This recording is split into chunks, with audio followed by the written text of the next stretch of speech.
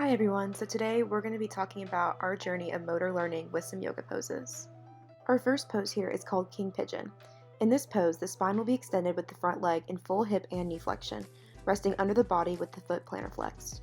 The back leg is in hip extension and about 110 degrees of knee flexion. The right arm will then move into shoulder extension, wrapping around the ankle, with the other arm in 90 degrees of flexion, interlocking fingers with the opposite hand. The figure 4 pose consists of balancing on the ball of one foot with the opposite hip and knee flexed so that the ankle can rest on the quad of the balancing leg. The knee of the support limb is flexed to the end range of motion and the arms are abducted to 90 degrees. The last pose we chose was the triple downward dog. For this pose, the hands should be placed on the floor and in line with the ears. The feet should be flat on the floor and the hips should be flexed to about 90 degrees. The form for this pose should resemble an upside down V when in position. The initial stage of motor learning is the cognitive stage, where the goal is to develop an overall understanding of the skill.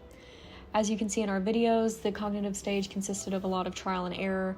We were just trying to figure out which foot we should put in front, how to balance out our center of mass, and just basically get an idea of how to perform this skill.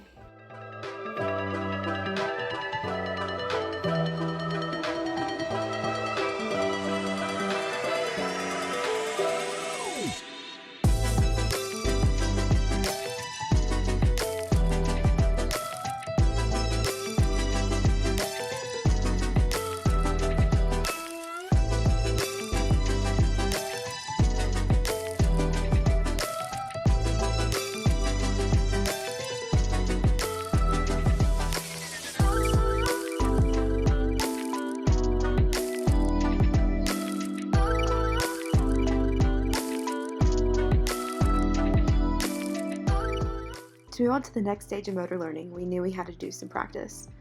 Our Practice A schedule consisted of a trunk extension stretch, a piriformis figure 4 stretch, doing the downward dog, a hip flexor lunge stretch, a gastroc wall stretch, and a standing hamstring stretch.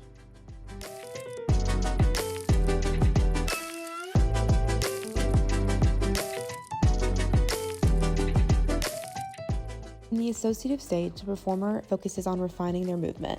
In this stage, there is less variability and it may last days to weeks or months depending on the performer and intensity of practice. After some practice, the movements became much smoother and more natural for us. At this point, our poses required much less thinking, but were still not perfected.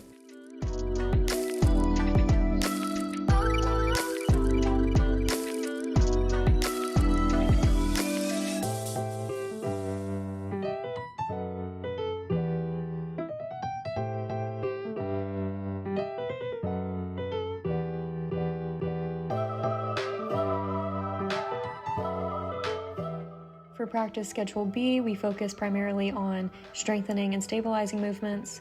We did the single leg balance on a Bosu ball, forearm plank, doorway shoulder stretch, a Thomas test stretch, and our 3 poses. Once we moved into practice schedule C, we primarily focused on mastering those 3 poses. The autonomous stage is the last stage of motor learning, where an individual can perform a task automatically and independently.